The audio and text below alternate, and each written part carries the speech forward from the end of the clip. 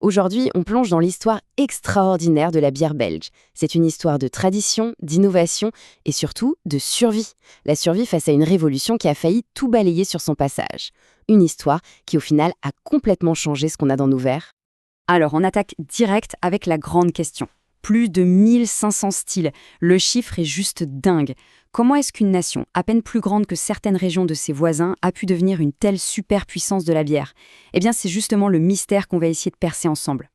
Pour bien commencer, il faut avoir un truc en tête. En Belgique, la bière, ce n'est pas juste une boisson qu'on boit pour se rafraîchir. Non, c'est un véritable pilier de la culture, c'est un patrimoine. Et cette citation, elle résume parfaitement cette idée. La bière là-bas, c'est presque sacré. Ok, donc notre histoire, elle commence en fait par un choc, un conflit. Au début du 19e siècle, le monde de la bière, qui n'avait presque pas bougé depuis le Moyen-Âge, est sur le point d'être complètement chamboulé. Une révolution s'annonce, une révolution industrielle et dorée. Et là, le contraste il est énorme. D'un côté, on a le monde d'avant, des petites brasseries de village, tout est artisanal, et on fait des bières de fermentation haute, ce qu'on appelle les ales. Et de l'autre côté, c'est l'ère industrielle. Production de masse, la science qui s'en mêle, et une nouvelle technique, la fermentation basse, qui va donner naissance aux lagers. Bref, tout est en train de basculer. Et alors là, tout s'accélère, en à peine un siècle. Cette frise le montre bien, chaque invention a une nouvelle étape. On a d'abord la machine à vapeur, ensuite la réfrigération qui permet de brasser toute l'année, la pasteurisation pour exporter, et puis au milieu de tout ça, en 1842, l'étincelle, la naissance de la bière qui allait absolument tout changer. Et la voilà, cette fameuse Pilsner. Une bière dorée, super limpide, avec un goût constant, toujours le même. Pour les gens de l'époque, qui étaient habitués à des bières locales parfois un peu rustiques, c'est une révélation totale. Le succès est planétaire, immédiat. Absolument partout, les brasseurs abandonnent leurs vieilles recettes pour produire cette nouvelle bière dorée. Partout, sauf dans un petit pays qui, lui, va décider de faire de la résistance.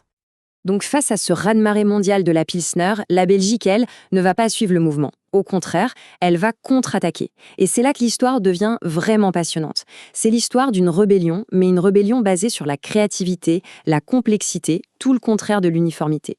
Et la première ligne de défense, elle vient d'un endroit assez inattendu. Les monastères.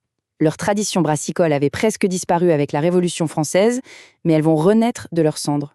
Face à la simplicité de la Pilsner, les moines vont faire le pari inverse, celui de la qualité, de la patience et de la complexité. En gros, ils deviennent les gardiens du savoir-faire. Et ce qui est fou, c'est qu'ils ne se contentent pas de préserver, ils inventent. L'abbaye de Westmalle, par exemple, crée la Double en 1856, puis la Tripel en 1934. Ces styles riches, puissants, complexes, c'est l'antithèse absolue de la Pilsner. C'est une véritable affirmation de leur identité, de leur savoir-faire. La deuxième réponse, c'est un coup de pouce assez incroyable de l'histoire. En 1919, une loi passe, la loi Van der Velde, et elle interdit la vente d'alcool fort dans les bars. Plus de genièvre, par exemple. Et ce qui est crucial de comprendre, c'est que ça a créé un vide. Les gens privés de leurs alcools habituels se sont tournés vers la bière, mais ils voulaient quelque chose de plus costaud. Et bien sûr, les brasseurs ont sauté sur l'occasion. Toute une nouvelle famille de bières fortes va naître pour combler ce manque. Les Blonde Ale, les Golden Strong Ale, des bières puissantes en alcool, mais qui restent toujours très équilibrées en saveur. C'est une autre signature du style belge qui vient de naître. Et on arrive à la troisième réponse, et là c'est peut-être la plus radicale de toutes. Pendant que tout le monde adoptait des levures sélectionnées, contrôlées par la science, certains brasseurs, près de Bruxelles, ont fait tout le contraire. Ils ont continué avec la méthode la plus ancienne, la plus sauvage qui soit. Laisser l'air libre faire le travail. Le processus est presque magique. On commence par laisser le mou à l'air libre et on laisse la nature, les levures sauvages de l'air, venir ensemencer la bière. Ensuite, c'est un très long vieillissement en fût de chêne, parfois plusieurs années. Et à la fin, c'est tout l'art du brasseur qui mélange des bières jeunes et vieilles pour créer la fameuse gueuse.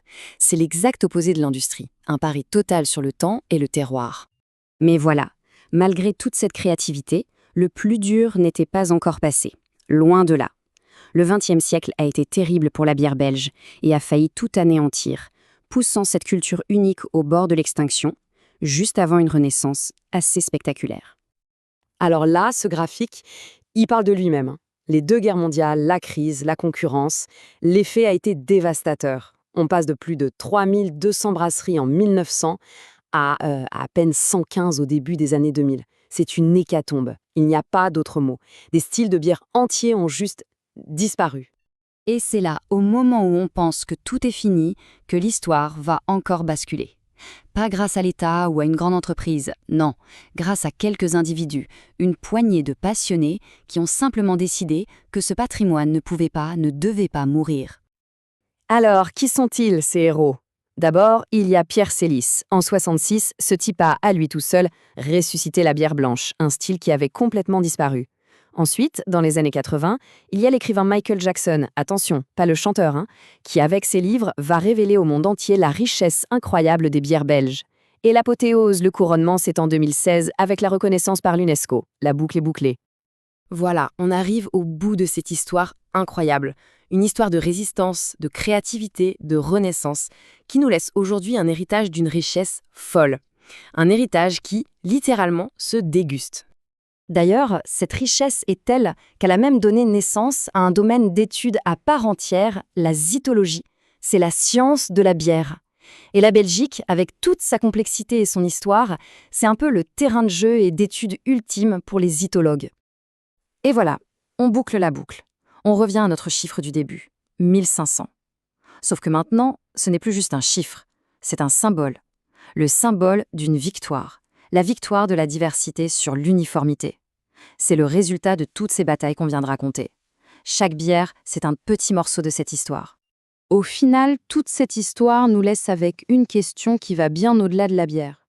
Dans un monde qui tend de plus en plus vers l'uniformité, qu'est-ce qu'on peut apprendre d'une culture qui a fait le pari inverse, le pari de la saveur contre la conformité?